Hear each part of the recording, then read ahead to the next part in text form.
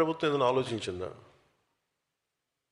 నేను కొన్ని క్యాబినెట్లు కావచ్చు, కొన్ని ప్రత్యేకించి కావచ్చు, నేను మన పార్టీ తరపు నుంచి కావచ్చు, నేను కోరుకుంటుంది వ్యవస్థలు బలోపేతం కావాలని. వ్యవస్థలు బలంగా ఉండాలి. మనకి basic infrastructure, basic government schools, basic roads. ఎంతసేపు మేము మీకు బటన్లు నొక్కేసాం, మీకు డబ్బులు వచ్చేసాం. రోడ్లు ఎవరు వేశారు ఈ రోజున చెప్పండి?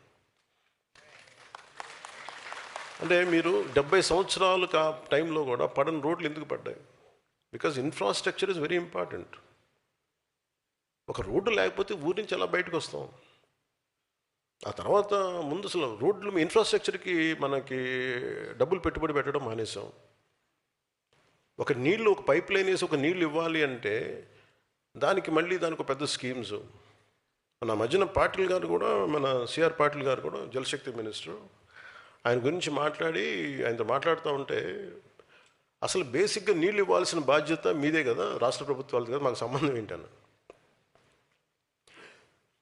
ఇది తెలంగాణలో ప్రారంభించినప్పుడు జేజేఎం ఎప్పుడు కూడా అది జలజీవన్ మిషన్ అది కేంద్ర ప్రభుత్వాన్ని కాదు, రాష్ట్ర ప్రభుత్వం బాధ్యత.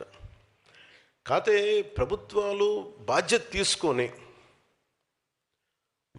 తీసుకొని బేసిక్ మన మౌలిక సదుపాయాల గురించి పని చేయకపోతే మటుకు ఎన్ని ఉచితాలు ఇచ్చినా ఇంకోసారి ప్రజలు రారు. అది కరెక్టే సార్. అంటే మన బాలశౌరి గారు చెప్తూ ఉంటారు, సార్ కొంచెం మా గ్రామాలు ఉన్నాయి సార్, కొంచెం నీళ్లు తెప్పించి ఏర్పాటు చేయండి, కొంచెం పెట్టండి. అంటే మనందరం అంటే యువర్ ప్రాపర్ లీడర్స్ కాబట్టి, ఫ్యూచర్ లీడర్స్ కాబట్టి చెప్తున్నాను. మీ స్థాయిలో మీ ఏరియా పరిధిలో వెల్ఫేర్ స్కీమ్స్ ఉండాలి, అవసరమైన పెన్షన్లు ఇవ్వాలి, అవసరమైన వెల్ఫేర్ స్కీమ్స్ అన్నీ ఉండాలి కాదంట్లా. కానీ ప్రయారిటీ కూడా బడ్జెట్ దేనికి కేటాయించాలి, దేనికి కేటాయించకూడదన్న బాధ్యత మనకు రావాలి. అంటే అది మీ స్థాయిలో కూడా మీరు చెప్పగలగాలి. మీరు కొంత డిస్కషన్ పెట్టాలి. భవిష్యత్తులో మీరు అందరూ అడుగుతాను ఇవన్నీ మిమ్మల్ని. అంటే మీతో పార్టీ పరంగా మీతో డైలాగ్ ఉంటుంది.